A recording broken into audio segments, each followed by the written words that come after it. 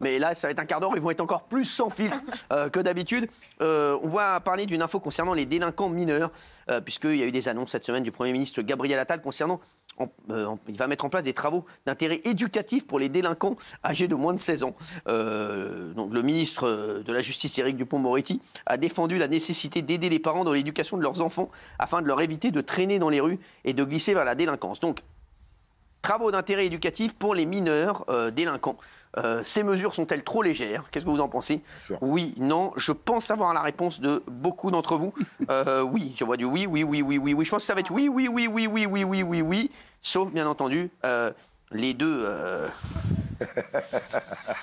les deux guimauves de l'émission, Gilles Verdez et Valérie Benaïm. Regardez la vidéo de... Ah, non. Mais, il y a Laurence aussi. Oui, mais Laurence, elle est parfois dure. Son côté macroniste qui remonte. Oui, ça va, Laurence, ça y est. Laurence, ça y est, Laurence, ça y est, je passe une soirée avec elle, elle vous dit oui. Hein.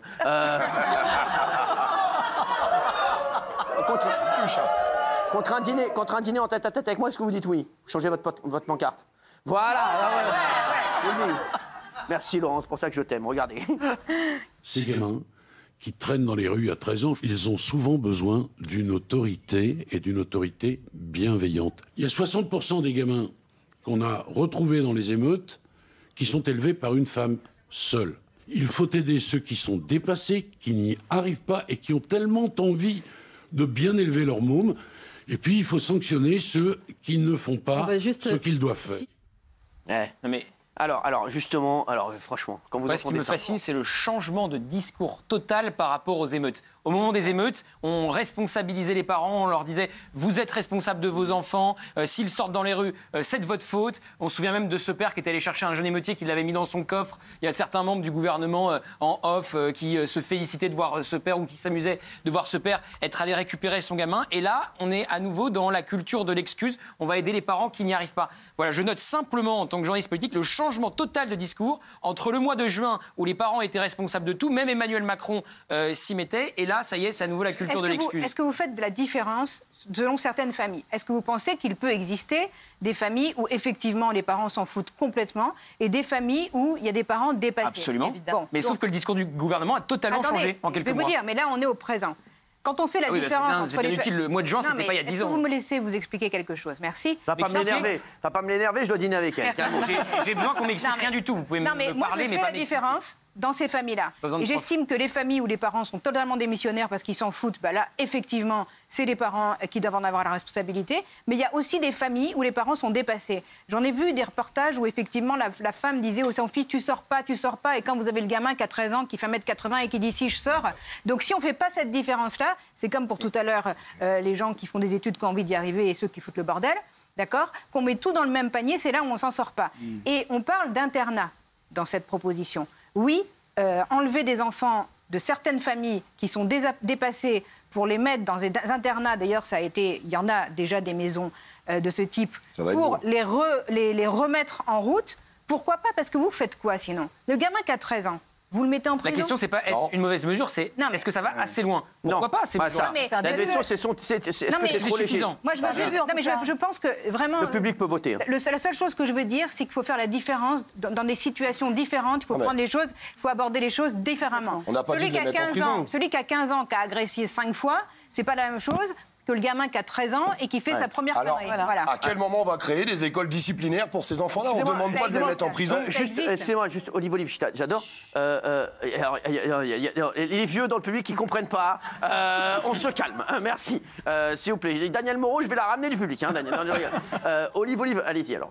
Je disais, à quel moment on va créer des écoles disciplinaires? Tout simplement, les parents qui sont dépassés, ils pourront saisir l'État pour leur dire « je n'arrive plus à tenir mes gamins », école disciplinaire avec des gens à l'intérieur pour leur serrer la vis. Parce que c'est ça qu'il faut. Vous allez les mettre dans des internats, mais ça va finir, ça va être une folie. L'internat, ça va être une folie. Non, c'est pas l'internat.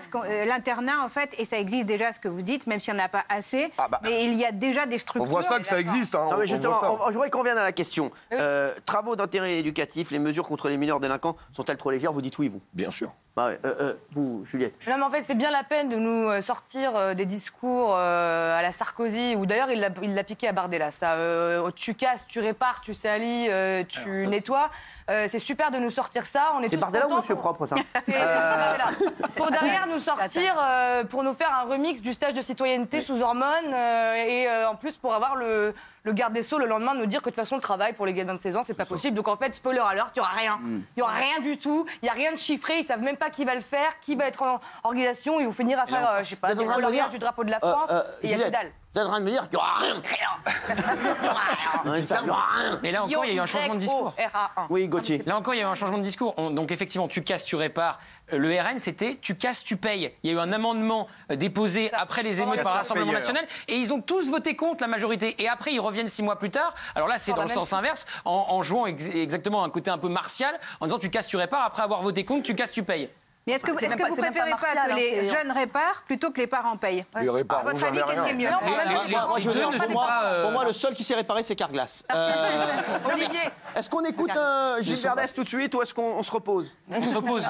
On se repose. On est bien là. On est bien. Alors, écoutez, Carrie, après on écoutera le couple Benaïm-Verdez. C'est les nouveaux Garrido-Corbière. Allez. Ce qui se passe avec cette mesure du gouvernement, c'est comme toujours le syndrome de la politique française, c'est qu'on prend toujours les choses à l'envers. Ça veut dire qu'au lieu de s'attaquer aux problèmes de fond en se disant pourquoi est-ce que dans certains endroits on a des jeunes qui sont capables de dégrader le mobilier dans lequel ils vont vivre, les magasins dans lesquels leurs parents vont aller faire les courses, ce qu'on va faire, c'est qu'on va tout de suite dire dès que les gens font quelque chose, on va les sanctionner de telle ou telle manière. Moi, je pars du principe qu'il faut savoir être ferme quand on met des mesures en place, mais il faut aussi être capable d'avoir des dispositifs de prévention efficaces. Et quand on voit que finalement, ces gens-là, ils vivent dans le rejet économique, dans le rejet social, qu'il n'y a plus de services publics chez eux, qu'ils n'ont plus de médecins, qu'ils n'ont pas assez d'enseignants, il y a un moment, il faut qu'on soit capable. C'est la quatrième dimension. Il y a juste qu'il y a un moment, quand il y a un cas d'extrême pauvreté, forcément, ça peut conduire à des phénomènes qui sont ceux qu'on connaît. Le descendant d'Igor Grishka. En milieu rural, et là je ne vais pas les opposer, mais je rejoins Julien Audoul, il y a des familles extrêmement pauvres et c'est pas pour autant qu'on va se dire que si les enfants vont casser quelque chose, c'est parce qu'ils sont pauvres. Julien Audoul. Dans la ruralité. Julien Audoul, j'aimerais qu'on vienne sur les annonces d'Éric Dupond-Moretti. Tiens, les mesures contre les meneurs délinquants sont-elles trop légères? Travaux d'intérêt éducatif. Mais elles sont dérisoires. Il est où le principe du casseur-payeur? On a connu l'été dernier des émeutes inédites par leur sauvagerie et leur ampleur. Et aujourd'hui, on en vient à vouloir aider des parents qui ont été démissionnaires. Et moi, je veux démonter déjà la mythologie des quartiers extrêmement pauvres. Ces quartiers bénéficient depuis des années de la politique de la ville, de l'argent public, ont des services publics que n'ont pas la ruralité. D'ailleurs, c'est bien pour ça qu'il y a des centres sociaux qui ont été brûlés, qu'il y a des mairies qui ont été incendiées, qu'il y a des écoles qui ont été attaquées. Et moi, je suis totalement stupéfait de voir qu'on essaye d'aider des parents qui n'arrivent pas à se responsabiliser, alors que d'abord, il faudrait les responsabiliser eux-mêmes.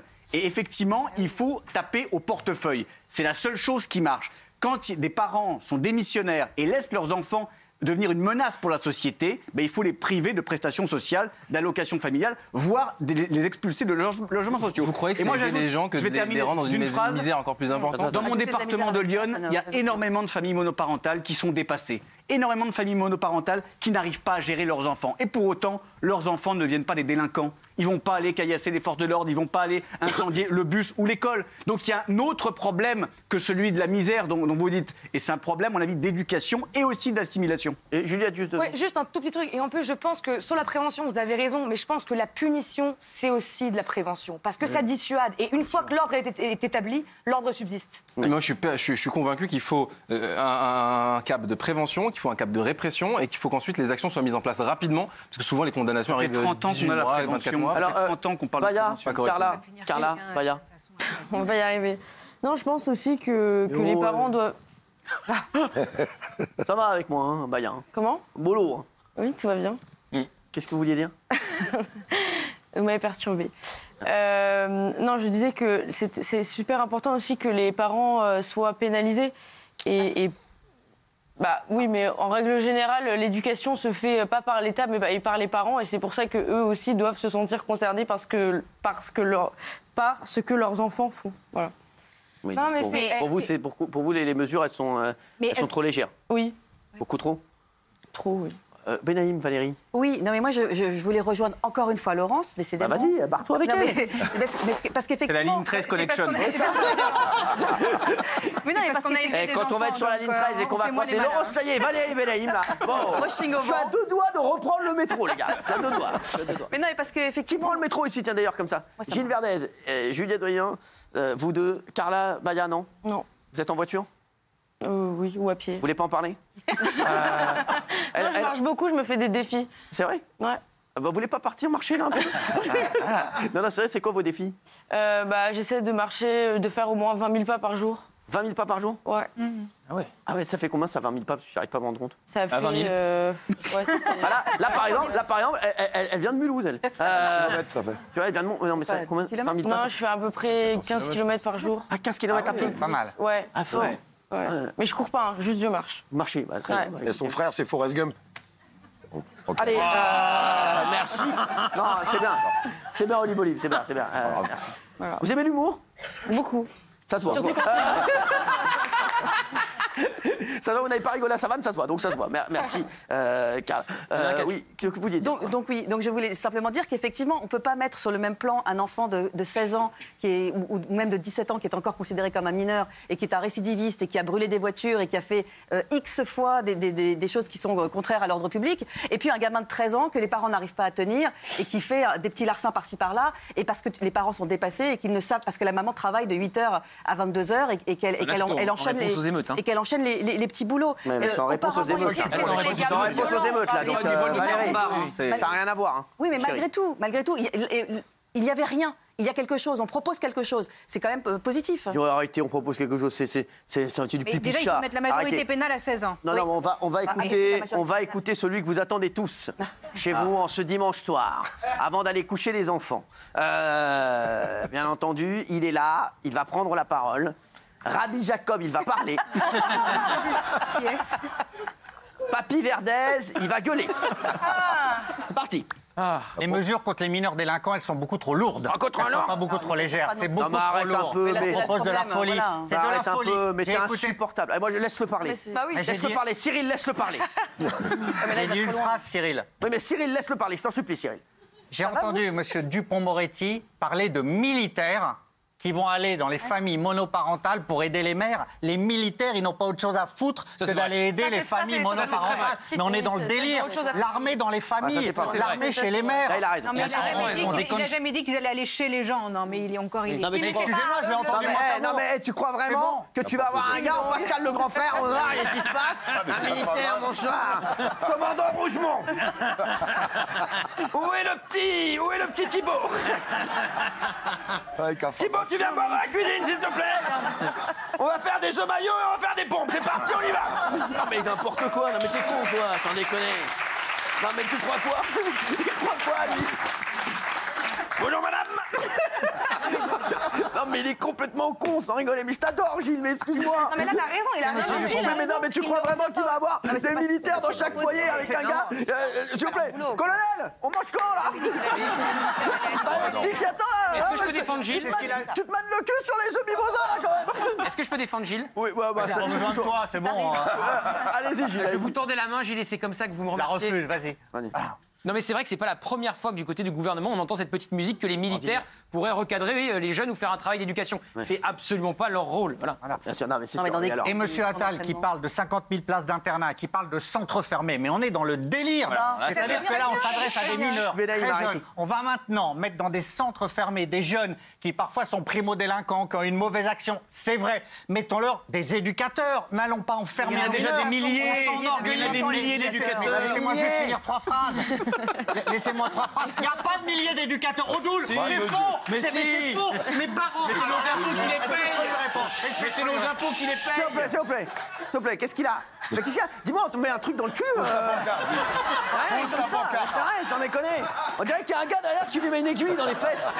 Non, mais c'est pas possible, oui. Mes parents étaient éducateurs. Je connais par cœur les éducateurs Il n'y a que toi qui se sont pas occupés de toi. Franchement, ils s'est trop occupés avec les autres. Il n'y a plus d'éducateurs, il n'y a plus rien. On a abandonné dans tous les quartiers. Vous avez des médiateurs. On a abandonné ça, Odoul, monsieur Odoul. On a abandonné totalement. Reprenons le cap de nos banlieues. Ne mettons pas de militaires militaires. N'enfermons pas nos mineurs. La France est le pays qui enferme le moins ses mineurs. Et c'est un honneur. Qui a compris son discours? N'enfermons pas les mineurs.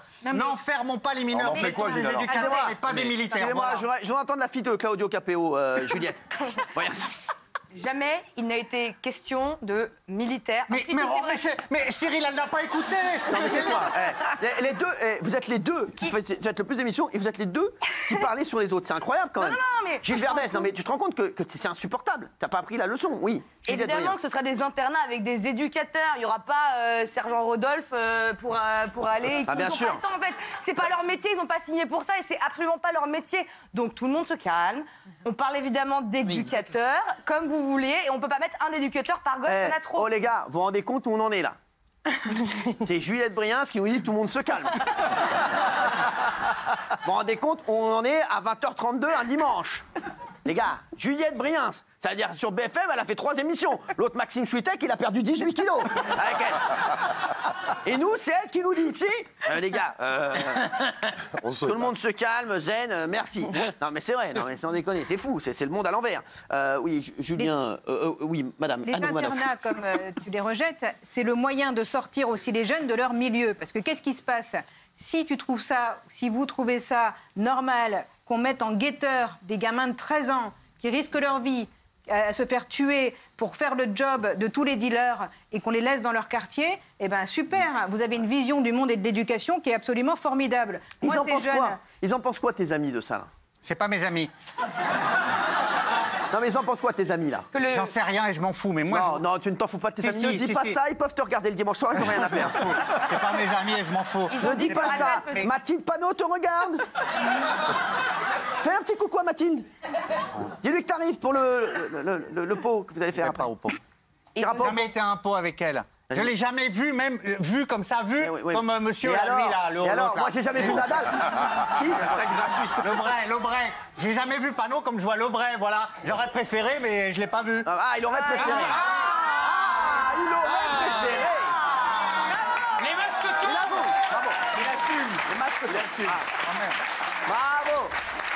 Ah tiens, la voilà, regarde, elle est là. Voilà, elle te regarde, fais-lui plaisir. Mathilde, merci d'être avec nous, Mathilde, regardez, il est là.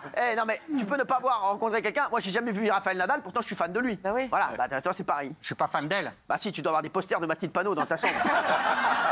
Il a des posters de Mathilde Panot. Il n'était pas là quand elle est venue sur ce plateau, parce que je me souviens qu'à une époque, elle est venue sur ce plateau, il n'était pas là. Il était là. Il nous raconte que des... Il était là, il était tremblant, il était comme ça, il était en vibreur.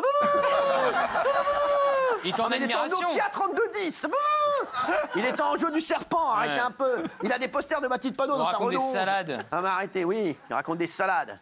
Je peux répondre à madame? Oui, monsieur. C'est très dangereux ce que vous dites, parce que je connais parcours ce discours sécuritaire qui est le discours... Est-ce que vous pouvez vous taire une seconde? Vous avez dit parcours, ce par cœur. Et donc, vous me reprenez sur l'élocution maintenant. Pardonnez-moi. C'est bon. Non mais Cyril, c'est dangereux parce que centre fermé, maison de correction, prison. Et vous voulez et châtiment comme vous disiez. Non mais on ne peut pas entendre ça. Lui, je crois dans Pyramide, il dit des mots maintenant. Non mais Cyril, on ne peut pas entendre ces discours-là. En fait, vous préférez les laisser dans des quartiers à faire les guetteurs au risque de leur vie. Non, c'est votre vision de la société. Mais non, pas du tout. Je suis extrêmement sécuritaire. Alors, je vais te dire un truc. Si tu ne connais pas l'émission... Ouais, qu'est-ce que t'as à rire? Mais pour il se moque de moi. Il a dit je suis extrêmement sécuritaire. Celle-là, c'est une réhabilitation de Gilles Verdès. Gauthier a raison. T'as sorti la meilleure vanne. Je suis extrêmement sécuritaire. Allez, on se retrouve dans un instant, les chéris. À tout de suite.